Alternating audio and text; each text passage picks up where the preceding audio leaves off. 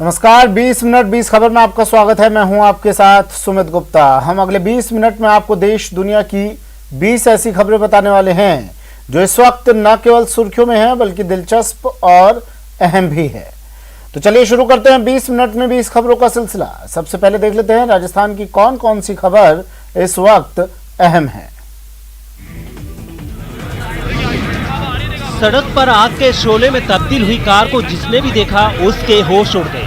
Car ही नहीं, इसके साथ एक बाइक भी जल रही थी और बताया जा रहा है कि चिंगारी तो उसी बाइक से निकली थी, जिसकी वजह से ये कार भी बर्निंग कार में तब्दील हो गई। जलती हुई कार की ये तस्वीरें भरतपुर के कामा कस्बे के कोसी चौराहे के पास से आई हैं। बताया जा रहा है कि तेज रफ्तार से चल रही इस कार ने एक बाइक को पहले तो टक्कर मारी, फिर उसे घसीटते हुए दूर तक ले गई।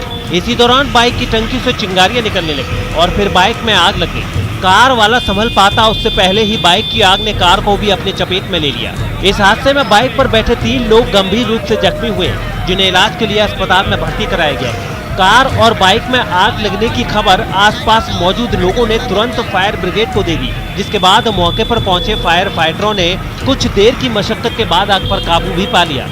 हालांकि तब तक कार जलकर बेकार हो चुकी थी। सोमवार की रात गली में जो कोहराम मचा था उसकी तस्वीर सुबह जब साफ हुई तो लोगों के होश उड़ गए। किसी की दीवार ढह गई थी तो किसी के घर की सीढ़ियों का हाल बेहाल हो गया था, तो कोई अपनी एसयूवी की हालत पर आंसू बहा रहा था। टूटी हुई दीवारों से लेकर एसयूवी की बेहाली की ये तस्वीरें भरतपुर के बयाना से आई हैं, जहां आर्य समाज रोड पर 3 दुकानों के छज्जे, कई घरों की सीढ़ियां और चबूतरे के साथ साथ एक एसयूवी का हाल बेहाल हुआ। बताया जा रहा है कि इन सबों की ये हालत एक ट्रैक्टर ट्रॉली की टक्कर से हुई है। ये भी बताया जा रहा है कि देर रात एक ट्रैक्टर ट्रॉली का ड्राइवर पुलिस से बचने के लिए तेज रफ्तार में अपनी ट्रैक्टर ट्रॉली भगा रहा था और इसी दौरान वो इस गली में घुस आया और तूफान की तरह सब कुछ तबाह करते हुए गुजर गया। हालांकि बाद में उस ट्रैक्टर ट्रॉली के ड्राइवर को पकड़ लिया गया। आपको हमारे पास इन्फॉर्मेशन मिली कि गाड़ी में किसी ने टक्कर दे दी है। हम बाहर निकले तो ट्रैक्टर तो सामने मकान में स्टार्ट खड़ा था और गाड़ी टूटी पड़ी थी। पुलिस वाले आए ड्राइवर को लेकर और गाड़ी को लेकर, और अगर कोई रात को आदमी होता था तो कोई बड़ा हादसा हो सकता था। वो तो बरसात पड़ रही थी, अगर बरसात नहीं पड़ती तो बड़ा हादसा। मोबाइल कैमरे से शूट किया गया ये वीडियो सोशल मीडिया पर तेजी से वायरल हो रहा है। इस वीडियो में एक लड़का जमीन पर गिरा हुआ नजर आ रहा है और एक शख्स उसे पीट रहा है। आसपास मौजूद लोग पीटने वाले को समझाने की कोशिश करते नजर आते हैं, लेकिन वो किसी की नहीं सुनता और कुछ तमाचे मारने के बाद वो जमीन पर पड़े लड़के को पैरों से ठोकर मारने लगता है।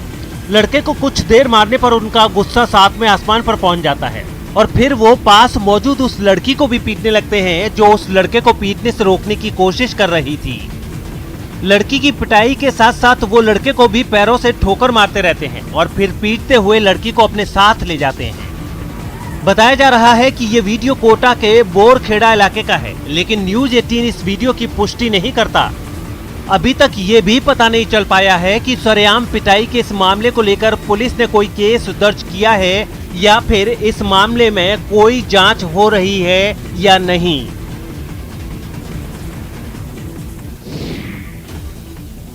टूटा हुआ शटर, खुली हुई तिजोरी और अलमारी देखकर अंदाजा लगाना मुश्किल नहीं है कि चोरों ने इस ज्वेलरी शॉप से लाखों का माल उड़ाया है। आभूषण दुकान में चोरी की यह खबर दौसा से आई है। बताया जा रहा है कि दौसा के रामगढ़ के पचवारा कस्बे में स्थित इस ज्वेलरी शॉप में सोमवार की देर रात शटर तोड़कर चोर अंदर घुसे और फिर बड़े इत्मीनान से सोने और चांदी की लाखों की ज्वेलरी पर हाथ साफ कर दिया। वह जब लोगों ने दुकान का शटर टूटा हुआ देखा तो उन्हें दुकान में चोरी का अंदाजा हुआ और पुलिस को खबर दी गई। बाद में मौके पर पहुंची पुलिस ने मामले की जांच शुरू कर दी। सोने चांदी के जेवरात थे और नकदी की चोरी करके ले गए। पुलिस को सूचना कर दिया? बिल्कुल, पुलिस ने चोरों को बरामद भी कर लिया है और वहाँ यहाँ पे आके मौका मुआयना करके मौका रिपोर्ट बना के पुलिस वाले ले गए। शनिवार, रविवार और सोमवार को दौसा में मेघ जिस तरह से मेहरबान थे, मंगलवार को भी मेघों की वही मेहरबानी देखने को मिली। आसमान से हो रही बारिश जो पहले राहत थी, अब कई जगहों पर आफत नजर आने लगी है। बताया जा रहा है कि दौसा के लालसोट में जहां 5 इंच बारिश रिकॉर्ड की गई है, वहीं मोरेल में भी 4 इंच बारिश हुई है। इस कदर बारिश की वजह से दौसा के ग्रामीण इलाकों में पानी भर गया है और कई गाँव का सड़क संपर्क टूट गया है। दौसा के अलग अलग इलाकों से जो तस्वीरें सामने आई हैं, उसमें कहीं सड़कें टूटी हुई नजर आ रही हैं, तो कहीं सड़क में बन गए गड्ढों की वजह से उसमें फंसी गाड़ियां नजर आ रही हैं। खास बात यह है कि मिट्टी धंसने की वजह से भी कई गाड़ियां जहां तहां फंस गई हैं, जिन्हें बाहर निकालने में अच्छी खासी परेशानियों का सामना करना पड़ रहा है। मेरा सभी लोगों से निवेदन है, चूंकि बारिश का हैवी बारिश का अनुमान है, उसका फोरकास्ट है और बारिश चल भी रही है, आप लोग देख रहे हो। जहाँ क्या जो भी अंडरपासेज हैं, जहाँ पे पानी इकट्ठा हुआ है, भरा हुआ है, कृपया करके उन जगह से ना निकलें। खास बात यह है कि इस बारिश की वजह से दौसा के सैंथल सागर, सिंडौली, झिलमिली, गेटोलाप, चांदराणा, कालाखो, मोरेल, सिंथौली, दीवानचली, माधो सागर, जगरामपुरा और कोट बांध में पानी की अच्छी आवक हुई है और ये यहाँ के लोगों के लिए अच्छी खबर है। ऐसा लग रहा है जैसे सैलाब सब कुछ अपने साथ बहा ले जाएगा। पानी की रफ्तार ऐसी कि किसी का जोर काम नहीं आएगा, जो जहां है वहीं कैद है और इस सैलाब में उतरने की किसी की हिम्मत नहीं रही। गलियों में सैलाब वाली ये तस्वीरें कोटा से आई हैं, जहां भारी बारिश के बाद कई इलाकों का हाल बेहाल हो गया है। यहाँ के इटावा इलाके में तो 50 से ज्यादा गांव टापू बनकर रह गए हैं। आपको बता दें कि 4 दिनों से कोटा में भारी बारिश हो रही है और इसी बारिश की वजह से कई कच्चे मकान धराशायी हो गए हैं।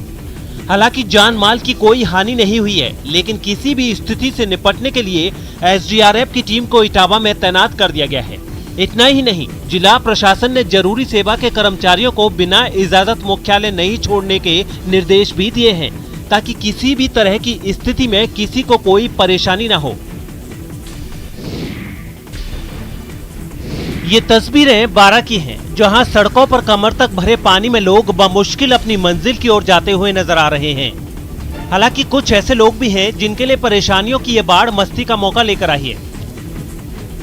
आपको बता दें कि पिछले 4 दिनों से हो रही झमाझम बारिश की वजह से बारा के देवरी, शाहाबाद, कस्बा थाना, मरानिया, नाहरगढ़, मांगरोल जैसे इलाकों में बाढ़ जैसे हालात हो गए हैं।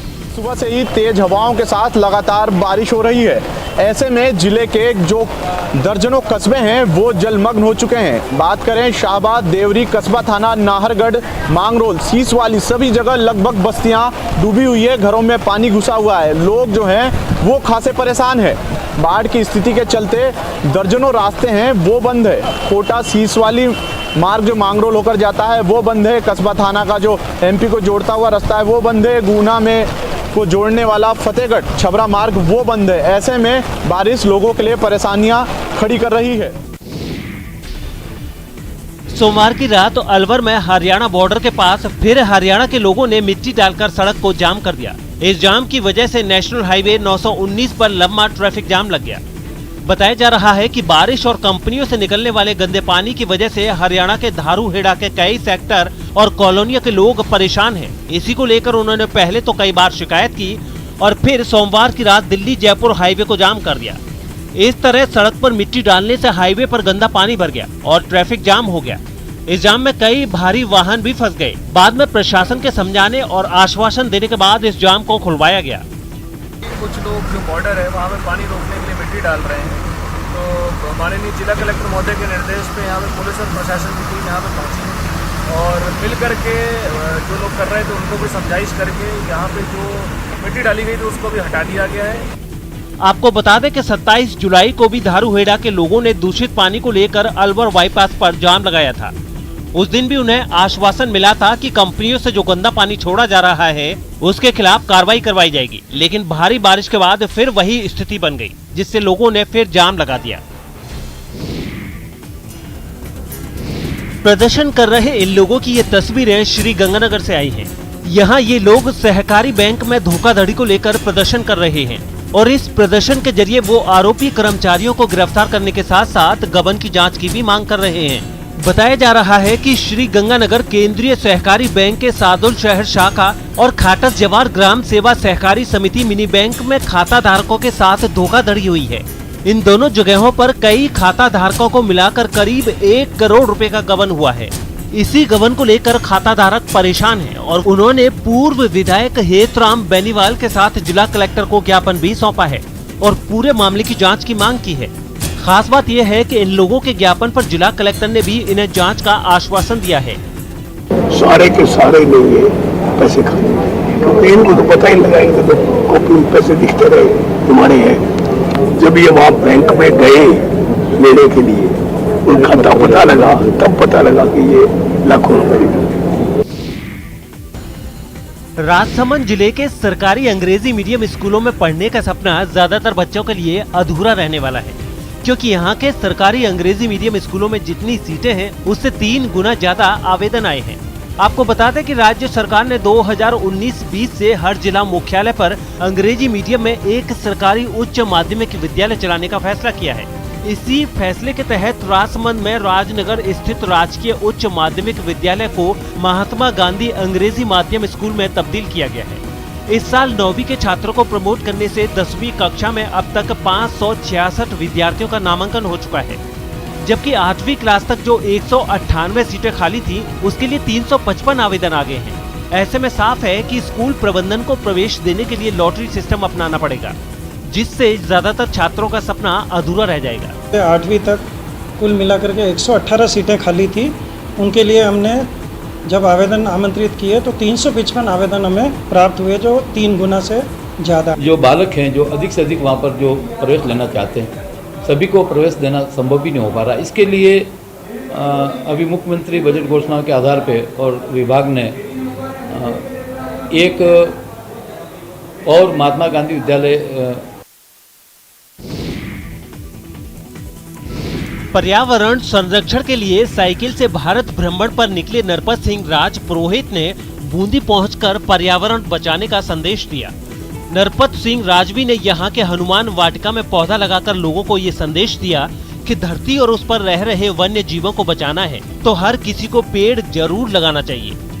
मैं नेशनल साइकिलिस्ट हूँ, ऑल इंडिया टूर पे निकला हुआ हूँ। मेरी यात्रा 27 जनवरी 2019 से एयरपोर्ट जम्मू से निकली थी। उसी यात्रा का ही दूसरा भाग है। कोविड के कारण मैं रुक गया था। अभी वापस रीजेंटी सुश्री शर्मा राजस्थान सरकार, गवर्नमेंट ऑफ सरकार, राजस्थान सरकार ने दिखाई थी। मेरा इस यात्रा का उद्देश्य है आम लोगों में ज़्यादा से ज़्यादा पर्यावरण प्रति जागरूकता लाना और जो जंगलों पर हो रहे अवैध कब्जे, उनके प्रति लोगों में जागरूकता लाना, कब्जे ना करें, उनको उन कब्जों से कैसे मुक्ति पाए, इसके प्रति लोगों में जागरूकता ला रहा हूँ। आपको बता दें कि ग्रीन मैन के नाम से मशहूर नरपत सिंह राज पुरोहित बाड़मेर के रहने वाले हैं। वो 27 जनवरी 2019 से अपनी साइकिल पर भारत भ्रमण पर निकले हैं और अब तक 19 राज्यों और 4 केंद्र शासित प्रदेशों में पर्यावरण संरक्षण का संदेश भी दे चुके हैं। और चलिए अब देख लेते हैं कुछ अन्य राज्यों की खबरें। उत्तर प्रदेश की राजधानी लखनऊ से चौंकाने वाली कुछ तस्वीरें सामने आई हैं। वहां एक लड़की ने छेड़खानी का आरोप लगाकर कैब ड्राइवर की जमकर पिटाई की। हालांकि बाद में पुलिस ने उस लड़की के खिलाफ केस भी दर्ज कर लिया। मारपीट की घटना 4 दिन पहले की बताई गई है। मारपीट का जो वीडियो सामने आया था उसमें वो महिला लगातार उसे थप्पड़ पर थप्पड़ जड़ती दिखी। वो ड्राइवर तमाचे खाता रहा। उसने एक बार भी महिला पर हाथ नहीं उठाया। बीच सड़क पर हो रहे इस तमाशे को कई लोग देखते रहे। महिला पुलिस बुलाई, आप लोग सब लोग हैं भाई, आप जितने लोग हैं मुझे लौटा होता मैं बताता। जब काफी देर तक ये सब कुछ बीच सड़क पर चलता रहा तो एक आदमी बीच बचाव के लिए वहां पहुंचा, लेकिन उस लड़की ने उसे भी धमकाना शुरू कर दिया। मेरा मोबाइल तोड़ दिया। क्या हुआ? क्या हुआ? ये बात कहां से शुरू हुई, बाद में इसका भी वीडियो सामने आया जिसमें साफ दिखा कि इस महिला ने गाड़ी के सामने आकर उसे रुकवाया, फिर कार के शीशे को पत्थर से तोड़ दिया। इसके बाद उसने गाड़ी के दोनों साइड मिरर को उखाड़ फेंका। जब इतने से भी उसका मन नहीं भरा तो उसने कैब ड्राइवर के फोन को तोड़ डाला। जब वो अपना फोन उठाने के लिए गाड़ी से बाहर निकला तो वो उससे भी उलझ गई। बीच में एक ट्रैफिक पुलिस वाला भी आया, लेकिन उसका कोई फायदा नहीं हुआ। बात बढ़ती चली गई। बताया गया है कि बाद में पुलिस उस लड़की की शिकायत पर 3 लोगों को थाने ले गई। उत्तर प्रदेश के बाराबंकी से हैरान कर देने वाला वीडियो सामने आया, जहां अंतिम संस्कार को लेकर एक ही परिवार के लोग आपस में मारपीट करने लगे, जिसके बाद दोनों पक्षों के बीच जमकर लाठियां भी चली। यही नहीं, वो पेड़ों की बड़ी बड़ी टहनियों को तोड़कर भी एक दूसरे पर हमला कर रहे थे। पानी से लबालब धान का खेत युद्ध का मैदान बन गया। कहीं डंडे से लड़ाई चल रही थी तो कहीं लात घूंसे। वहीं कुछ लोगों के हाथों में पत्थर भी दिखाई दिए। इस लड़ाई को देखने के लिए वहां भीड़ भी इकट्ठा हो गई, जिसमें कुछ लोग लड़ाई रोकने की कोशिश करते भी नजर आए। बताया जा रहा है कि एक बुजुर्ग महिला का गांव में अंतिम संस्कार करने से शुरू हुआ विवाद मारपीट तक पहुंच गया, जिसमें 2 लोग गंभीर रूप से घायल हो गए। इस पूरे विवाद में महिलाएं भी पीछे नहीं रहीं। पुलिस के पहुंचने के बाद ये विवाद शांत हुआ। वहीं पुलिस को देखकर कुछ लोग भागते भी नजर आए। इस मामले में 10 लोगों पर मुकदमा भी दर्ज किया गया है। हंगामा प्रदर्शन और लाठीचार्ज की हैरान कर देने वाली ये तस्वीरें बेंगलुरु से आई हैं। बताया जा रहा है कि सोमवार को बेंगलुरु में अफ्रीकी समुदाय के कुछ लोग बेंगलुरु पुलिस के खिलाफ प्रदर्शन कर रहे थे। इस दौरान ये लोग बवाल काटने लगे। जब पुलिस इन्हें समझाने आई तो ये लोग पुलिस वालों से ही उलझ गए। एक अफ्रीकी ने तो पुलिस वाले से उसकी छड़ी छीन ली और उस पर हमला करने की भी कोशिश की। जब ये लोग पुलिस वालों के समझाने से भी नहीं समझे तो आखिरकार पुलिस वालों को लाठीचार्ज करना पड़ा और फिर इन्हें हिरासत में ले लिया गया। दरअसल 1 अगस्त को बेंगलुरु पुलिस ने अफ्रीकी नागरिक जॉन उर्फ जोएल मालू को नशीली दवाओं की सप्लाई के आरोप में पकड़ा था। बाद में उसे सीने में दर्द होने पर अस्पताल ले जाया गया, लेकिन इलाज के दौरान उसकी मौत हो गई। जॉन उर्फ जोएल मालू की मौत के बाद बेंगलुरु में रह रहे अफ्रीकी नागरिकों ने विरोध प्रदर्शन शुरू कर दिया और हालात तब और बिगड़ गए जब पुलिस ने उन पर लाठीचार्ज कर दिया। बिहार के नालंदा जिले में कई लोगों का भारी बारिश ने सब कुछ उजाड़ कर रख दिया है। यहाँ फल्गु नदी पर बना तटबंध टूट गया, जिससे उसके आसपास बने दर्जनों गांवों में पानी जा घुसा। सबसे बुरा हाल बैरवा इलाके का है, जहां लोगों के मकान पानी में डूबे नजर आए। गलियों में बच्चों का खेलना कूदना खत्म हो गया। वहां घुटनों तक पानी भरने से उन्हें ये पता लगाना भी मुश्किल हो गया कि कहीं गड्ढे आगे तो नहीं।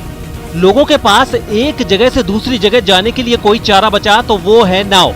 नदी का जल स्तर इतना बढ़ गया है कि उसे देखकर ही कोई भी घबरा जाए। लगातार हो रही भारी बारिश से नदियां उफान पर है। ऐसा लग रहा है कि इस फल्गु नदी का धार जो है वो गांव की तरफ मुड़ गया है, जिससे गांव में लगातार पानी जा रहा है। विकट स्थिति में है, सब खेत में धान रोपा हुआ था, पूरा सब डूब गया है। नदी का जो तटबंध टूटा उसे फिर से बनाने के काम में कुछ लोग जुट गए, लेकिन नदी में पानी का बहाव तेज होने की वजह से इस काम में उन्हें कई परेशानियों का सामना करना पड़ रहा है। मोटरसाइकिल पर सवार इन वर्दी वाली महिलाओं को देख गुजरात के भुज में अच्छे मंचलों की हवा टाइट हो जाती है। महिलाओं से छेड़खानी करने वाले और सड़क पर बदमाशी करने वाले इन्हें देख किसी दरबे में छिप जाते हैं। चेहरे पर तेज लिए ये महिला पुलिस गुजरात में भुज की वीरांगना स्क्वाड की सदस्य है।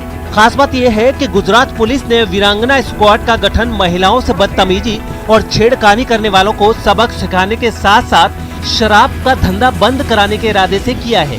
भुज के डीएसपी बीएम देसाई की अगुवाई में वीरांगना स्क्वाड काम कर रही है और इस टीम में 2 हेड कांस्टेबल 6 कांस्टेबल हैं, जिनके लिए बाइक का भी इंतजाम है।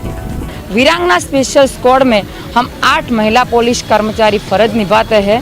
हम बाइक पे पेट्रोलिंग करते हैं, जहां भीड़ भाड़ वाली जगह होती है और महिलाओं की अवर जवर ज़्यादा रहती है, वहां फुट पेट्रोलिंग करते हैं। वीरांगना squad basically bike patrolling, foot patrolling के साथ साथ ऐसे जो एरिया है वहाँ पे जाके महिलाओं से बातचीत भी करते हैं, उनकी समस्याएं भी पता करते हैं और उनको कोई तकलीफ हो तो तात्कालिक उनकी मदद भी करते हैं। स्वागत नहीं करोगे हमारा? सूरत के सरथाना नेचर पार्क में इन दिनों व्हाइट टाइगर की ये जोड़ी हर किसी से यही सवाल पूछ रही है। दरअसल व्हाइट टाइगर की ये जोड़ी राजकोट से सरथाना नेचर पार्क सूरत लाई गई है। खास बात यह है कि सूरत से इस जोड़ी के बदले चीता और जल बिल्ली की जोड़ी को राजकोट भेजा गया है। ये दोनों व्हाइट टाइगर अपने आप में खास हैं। वैसे भी अपनी ताकत और शिकार करने के लिए जिस तरह रॉयल बंगाल टाइगर दुनिया भर में प्रसिद्ध है, वैसे ही अपनी खूबसूरती की वजह से व्हाइट टाइगर दुनिया भर में मशहूर हैं। सूरत में सामान्य वाघ की एक जोड़ी पहले से ही थी, लेकिन व्हाइट टाइगर की इस जोड़ी के आ जाने से सरथाना नेचर पार्क को 4 चांद लगे हैं और उम्मीद है कि जैसे ही कोरोना संकट खत्म होगा, इन्हें देखने के लिए पर्यटकों की भीड़ लगेगी। फिलहाल व्हाइट टाइगर की इस जोड़ी को 15 दिनों के लिए ऑब्जर्वेशन में रखा गया है और 15 अगस्त से सूरत के लोग इस व्हाइट टाइगर से रूबरू हो पाएंगे। 6 महीने से हमारा राजकोट जू के साथ वाइट टाइगर के लिए कॉरेस्पॉन्डेंट चल रहा था। ऐसे भी नॉर्मल टाइगर के हिसाब से वाइट टाइगर का पब्लिक में बहुत अट्रैक्शन होता है, तो हम सूरत के लिए स्पेशल वो एक्सचेंज करके राजकोट जू से लाए।